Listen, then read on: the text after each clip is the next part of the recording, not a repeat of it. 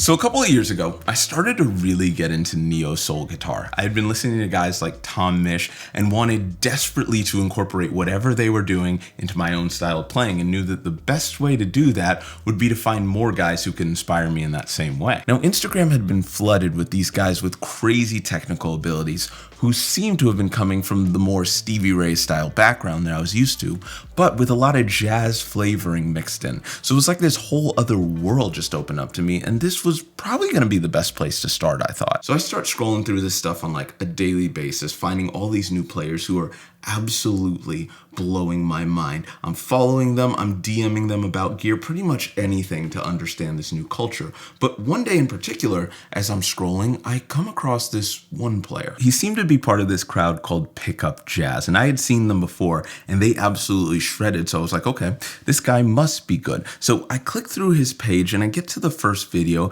and it's of him, and he's sitting down with this green guitar.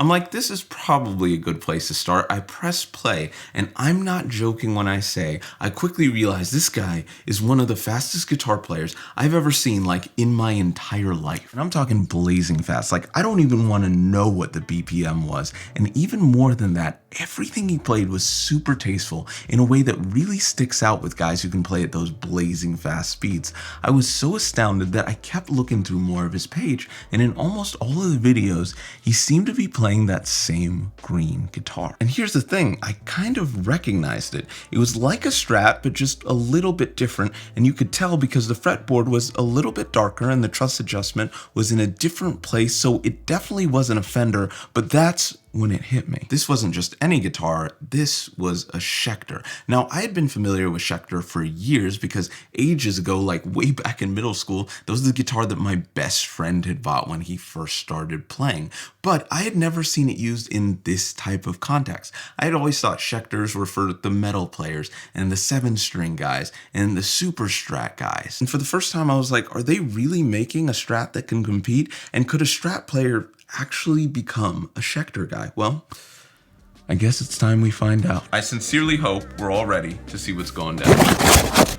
It is definitely going to be interesting to see if this thing can live up to the hype. I think it's a little heavy. Like, it's just a really good looking guitar. Like, the only critique I've heard is maybe about the pots, but we'll see once we actually plug this thing in. So ladies and gentlefish, here's the lore. This is the Schecter Nick Johnston signature. It was originally released in 2016, and it currently has two different versions. This right here, and the USA made one that costs a little bit more, has different pickups, and a few other different upgrades. Alder body, ebony fretboard, but the things that really start to set it apart from the Fenders, 14-inch neck radius, and it's obviously built to be like a very contemporary Strat. I mean, look at where the output jack is. But that's really just the tip of the iceberg. I know there's no way to really understand this thing or what it is or what it's supposed to do until, well, I start playing it.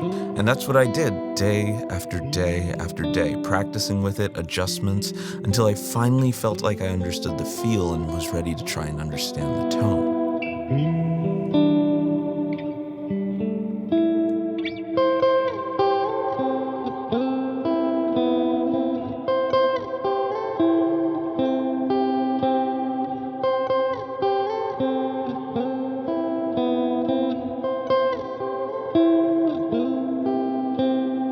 But as with many great things, it didn't all just click at once. So here's the deal. I've been playing the guitar for about 3 weeks now, and there's actually a lot that's gone down. It started out with just some very minor adjustments. I ended up changing out the strings because I didn't necessarily love the ones that came on there. And I also lowered the pickup height just because I found myself digging in a little bit too much with the pick, which is a whole nother thing in itself. But when it came to the tone, that was another thing where I didn't feel like I necessarily loved it at first. And that was really interesting to me because I was playing this guitar on quite a regular basis. I was starting to get much more comfortable with the neck, but I realized that just because I was playing this guitar on a regular basis, most of that time was spent practicing different licks. And when I'm practicing, I don't necessarily, like most people, go for the greatest tone of all time. So once I actively started play it through a couple of different amps and even a couple of different settings on that specific amp, it completely changed the game for me.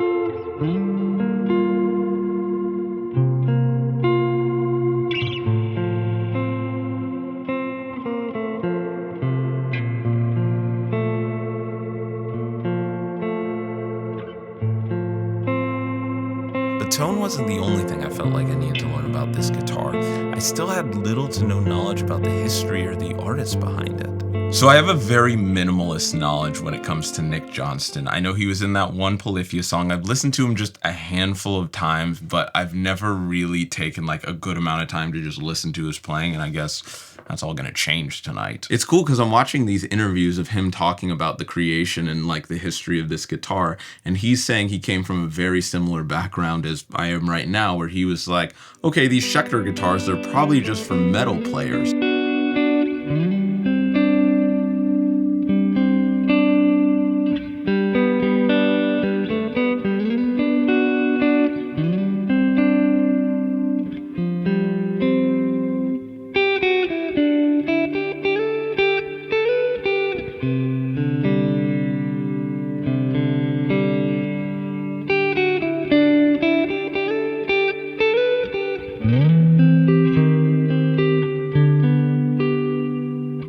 I'm starting to be really glad that I stuck with this, because that 5 position is just growing on me. I'm starting to realize why someone like TJ would like this so much.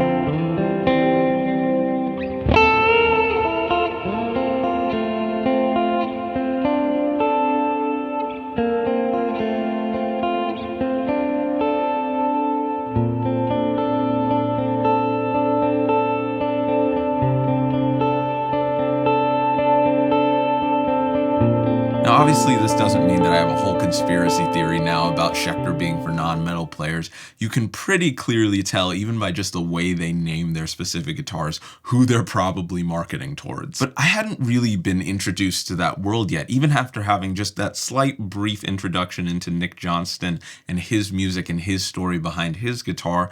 I started looking into other Schecter players, guys who I had been vaguely aware of simply from their name, like Aaron Intervals and Avenged Sevenfold. So I started listening, and let me say something very clear. The groove on that Intervals guy was next level. But even in listening to these guys just for a short amount of time, I remembered that Schecters are supposed to do the higher gain thing. I had spent so much time looking at this as a Strat, which, let's be honest, it is an S-style guitar. I mean, just look at it. But comparing it with my other Strats that do similar things, that I'd forgotten about, well, the bridge pickup. Not just that it's a humbucker, but it's not actually a Nick Johnston pickup. It's a completely different thing. It's a Schecter Diamond, which is found in a lot of their other models that are way different than this. And in order to really see what that thing could do, I would have to go to a little bit higher gain than I'm used to doing on a day-to-day basis. I was basically solely playing this thing for weeks out of hyper clean Fender amps. So now, it's not even just that I'm pulling out the Quad Cortex, it's that the amps I'm using in there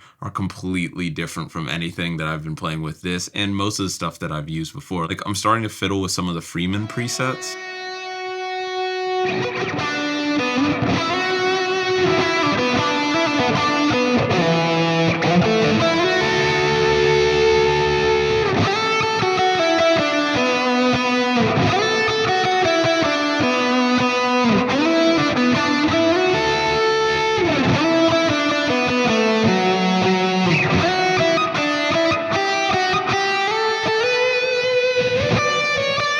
So at the end of the day, what did we learn and what's the conclusion when it comes to this guy right here? And I think it's really interesting because a lot of the time when it comes to trying out a new guitar or trying out a new style of guitar, I want that straight day one out of the box feeling where I immediately play it, especially a guitar like this where I had been so excited to try it for years and years and years. I want that first note that I play to be an eye-opening moment that I won't forget for the rest of my guitar career. But it doesn't always happen like that. That doesn't always mean a guitar isn't for you. Sometimes there are some slight adjustments that you can make that'll make all the difference in the way you see a guitar overall. For this specifically, it was just changing the strings and changing the height of the pickups. Stuff that I haven't always had to do, but for my specific thoughts on this guitar, took it from being a clearly well-built guitar in that price range, but not necessarily for me, to something that I could play for hours and hours at a time. Where I hadn't really experienced any of their guitars and didn't really know if they had a space for players like me,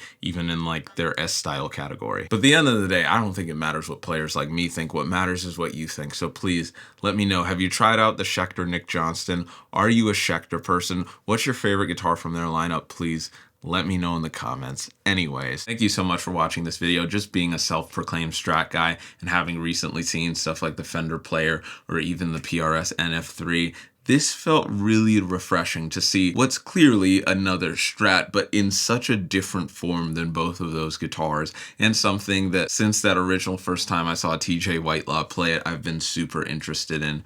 But if you specifically want to know anything more about the Schecter Nick Johnston, I got it from the homies at Sweetwater. The links are in the description. Make sure to check it out. It's one of the best ways to support the channel if that's something you want to do. Or if you're just curious about any of the other gear that I use in this video, amps, pedals, mics, even the camera, make sure to check out those links. Also, thank you so much to all of my patrons. There's some extra exclusive content on there if you want to join the community. Like and subscribe if you had a good time. And most importantly, most important of all, have a Schecter-tastic night.